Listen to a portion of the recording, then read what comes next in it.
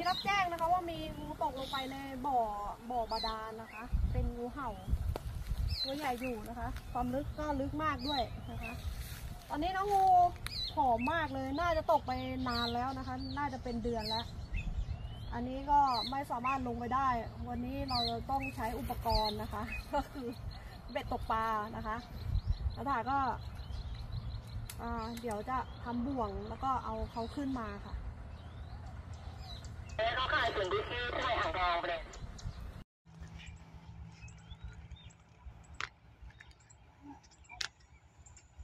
ขึ้นมาใช้เบ็ดคล้องแวบ